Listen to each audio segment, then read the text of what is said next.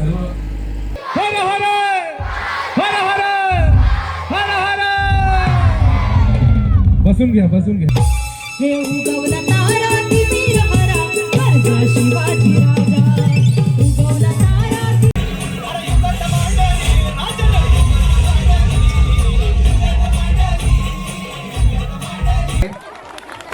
शरद सावंत विधान समितीचे अध्यक्ष त्यांना विनंती करतो की माईची उद्गार स्वागत त्यांचं स्वागत करायचं.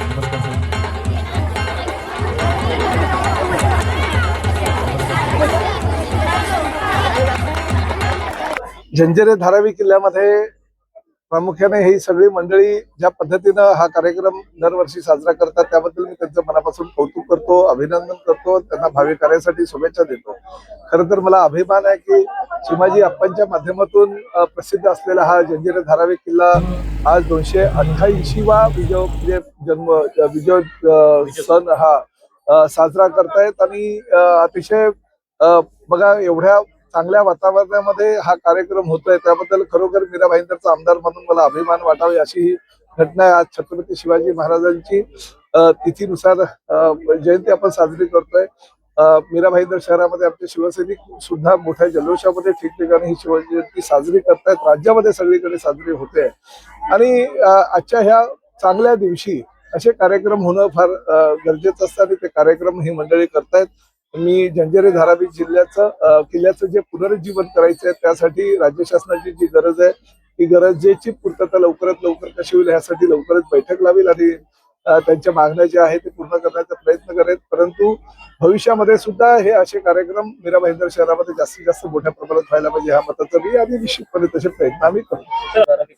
100% मिळेल कारण शेवटी कसं आहे हा माझा मतदारसंघ नसल्या कारणानं काही अडचणी मला निर्माण होत राहतात, आजपर्यंत होत होत्या कारण त्यावेळेस मी फक्त आमदार होतो. पण आता राज्याचा मंत्री आहे या संदर्भात चांगल्या बैठका घेऊन आम्ही लवकरात लवकर ह्या घोडबंदर किल्ल्यासारखं याला सुद्धा गैरवैभव कसं प्राप्त करून देता येईल यासाठी पाठपुरावा करेल आणि निश्चितपणे त्याला यश येईल. बघा मीरा भाईंदर महापालिकेमध्ये 2 किल्ले दोन्ही ऐतिहासिक आहे. हा एकमेव असा किल्ला आहे जो नोटिफाईड नाहीये. त्यामुळे शासनाचा, प्रशासनाचा, नागरिकांचा पॉलिटिकल विल पॉवर या किल्ल्याकडे अजिबात नाही असं म्हणावंच लागेल. पण आम्ही आमच्या समितीने निर्णय घेतलेला आहे. आम्ही अनेक वर्षापासून या किल्ल्यावर येऊन मेहनत करतोय, मोहीम करतोय, साफसफाई करतोय. प्रशासनाचे बोर्ड, किल्ल्यावर लावलेली बोर्ड देखील प्रशासनाने व्यवस्थित देखरेख केलेली नाही. ते मी मंत्री महोदय प्रताप सरनाईक साहेबांना दाखवलं देखील आहे या ठिकाणी कशा पद्धतीने प्रशासन दुर्लक्षण करीत आहे. जर या किल्ल्याची जास्त मोठी अपेक्षा नाहीये. 8102 स्क्वेअर मीटरची ही किल्ला आहे. त्यामध्ये पण 3000 स्क्वेअर मीटर जमीन केंद्र शासनाची आणि राज्य शासनाची राहिली फक्त 5102. तत्कालीन मुख्यमंत्री, आदरणीय मुख्यमंत्री साहेबांनी जिल्हाधिकाऱ्यांना बोलून आदेश दिला होता. त्यानंतर देखील कुठेतरी फाईल अडकलेली आहे. राज्य मानवी हक्क आयोगाने 2024 मध्ये आदेश दिल्यामुळे महाराष्ट्राचे मुख्य सचिवांकडे मिटिंग झाली. असं असताना देखील जर किल्ला मीरा भाईंदर महानगरपालिकेच्या ताब्यात जर किल्ला जात नसेल तर आम्ही 1 मे रोजी, याच वर्षी 1 मे रोजी महाराष्ट्र दिन आहे. आम्ही राजकीय लोकांना अजिबात त्यांच्यावर विश्वास आता यापुढे ठेवणार नाही. 1 मे ला तुम्हाला आम्ही, आमची समिती आझाद मैदानावर उपोषणाला बसल्याशिवाय आम्ही राहणार नाही. कारण आम्ही खूप, आज शिवजयंती आहे, छत्रपती शिवाजी महाराजांचा वाढदिवस आहे. आम्ही या दिवशी आमची समिती शपथ घेऊन आम्ही सांगतो आम्ही किल्ल्याचे 7-12 मीरा भाईंदर महापालिकेच्या नावाने जोपर्यंत होत नाही मी आझाद मैदानावर आमची समिती तिथून उठणार नाही. आझाद मैदान आम्ही का चॉईस करतो कारण मीरा भाईंदरकडे मीडियाचं लक्ष होत नाही. आझाद मैदानावर जर बसलो तो नॅशनल नाही इंटरनॅशनल बातमी होईल. एक चिमाजी अप्पांच्या किल्ल्यासाठी आम्हाला एवढं वर्षापासून पत्रावर करावं लागतात. एक मूर्ती आली, चिमाजी अप्पांची मूर्ती अश्वरवर पुतळा आणण्यासाठी या ठिकाणी आम्हाला 14 वर्ष लागली. तत्कालीन SP मॅडम अर्चना त्यागी मॅडमनी NOC दिल्यानंतर देखील या ठिकाणी पुतळा आणण्यासाठी आम्हाला 14 वर्ष लागते. अजून किती वर्ष आम्ही या मीरा भाईंदर महापालिकेच्या नावाने किल्ला होईल म्हणून याची वाट बघावी. हे अतिशय दुर्दैव आहे.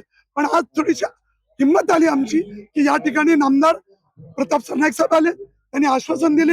बजेट चर्चेच्या नंतर आमची मिटिंग नक्कीच त्यांच्या बरोबर होईल अशी आम्हाला आशा आहे. 1 मेच्या आत चांगली संधी मिळेल तर 1 मेला जर 7-12 मीरा भाईंदर महापालिकेच्या नावाने जर 7-12 झाले तर मंत्र्यांच्या देणगीमधूनच, त्यांच्याच आमदार निधीमधूनच इथे पुन्हा असाच कार्यक्रम जोरदारने करू आम्ही.